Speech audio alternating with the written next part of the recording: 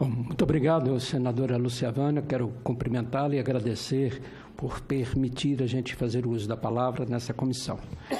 Da mesma forma, eu quero cumprimentar os nobres senadores e senadora e ao nobre senador Cristóvão Buarque, que nós temos todo um grande respeito à sua figura histórica dentro da educação e o que ele representa para a nossa nação. Eu gostaria de fazer uma defesa do projeto, apesar de já ter sido acolhido pelo próprio senador no seu relatório, a proposta, mas até para que a gente utilize desse espaço para criar uma massa crítica em relação a esse tema. A educação ao longo da vida, como o senador Cristóvão colocou, é uma questão que a nossa sociedade deve encarar a cada dia com muito mais seriedade e como compromisso do próprio Estado em ofertar essa educação ao longo da vida, principalmente para aquelas pessoas que não têm recursos financeiros para buscar a atualização necessária, não só para a sua vida profissional, mas, sobretudo, para a qualidade de vida. A educação ao longo da vida ela tem sido já em vários países do mundo, principalmente na Europa, uma proposta com ênfase muito grande, e alguns países tratam esse tema voltando a educação ao longo da vida para públicos vulneráveis. Por exemplo, na Alemanha é utilizada muito para os imigrantes. Por exemplo, o imigrante, para permanecer na Alemanha, é exigido que ele conheça a língua alemã e domine a língua alemã. Eles usam a educação ao longo da vida para este fim. Eles usam também a educação ao longo da vida para a habilitação de pessoas em ofícios. A Alemanha valoriza muito o ofício. E, geralmente, esta pessoa, às vezes, até aprendeu com a sua própria família o ofício, mas não tem, por exemplo, a certificação desse saber. Então, a educação ao longo da vida remete a uma possibilidade de certificação de saberes.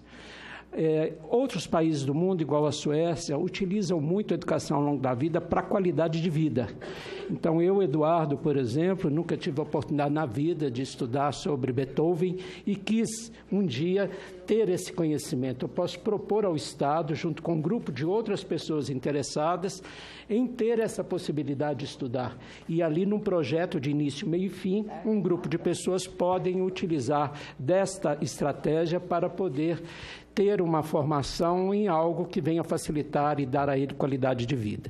Aqui no Brasil é um tema que nós ainda não aprofundamos, apesar da Convenção Internacional dos Direitos da Pessoa com Deficiência, que foi agregada à Constituição brasileira, ela tem no capítulo da educação a educação ao longo da vida como um dos artigos obrigatórios para esse segmento da população, pessoa com deficiência.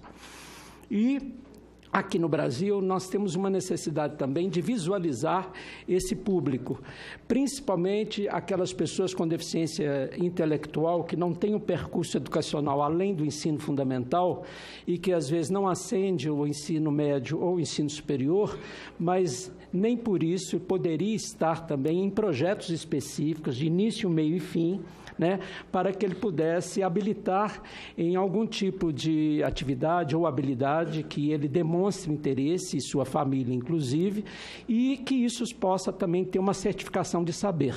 Então, nós teríamos ali a possibilidade dessas pessoas terem uma condição de uma continuidade, uma possibilidade de formação, e eu quero dizer não escolar, uma educação informal, não formal, mas que tenha a possibilidade, inclusive, de certificar esse saber que ele possa vir ter acesso. Então, é muito nesse sentido que a gente propôs que a LTB também prever isso. E dentro da educação de jovens e adultos, justamente para que, ao longo do tempo, a gente não tenha a educação de jovens e adultos com a visão que nós temos hoje de simplesmente oferecer educação formal, porque ela não foi dada no tempo hábil, e que mostra uma frustração de um sistema educacional que não deu certo para muitas pessoas e que precisam recorrer à educação de jovens e adultos formal, mas que ele possa ser remetido, inclusive, para uma educação de jovens e adultos informal, com esse princípio de educação ao longo da vida. Lógico que, aprovando esse projeto, o Ministério da Educação, junto com o Conselho Nacional de Educação, terá que fazer uma regulamentação específica, justamente tratando dessas questões que eu coloquei. Como é que se certifica isso? Quem é que pode propor esse tipo de cursos ou formação? e eu acredito que nós vamos ter um grande avanço. Então, senadora Luciavânia, eu estou muito entusiasmado com esse projeto, porque eu acho que ele traz para nós, dentro do conceito de educação, um avanço muito grande. E que ela possa ser articulada com as outras áreas de conhecimento. Ela não precisa ser de responsabilidade exclusiva do Ministério da Educação, mas que a partir dele se articule com outras políticas setoriais, porque o saber também estão em outras áreas que não, às vezes, dominadas exclusivamente pelo Ministério da Educação, né? E que, quem sabe, possa ser uma estratégia para públicos vulneráveis do nosso país.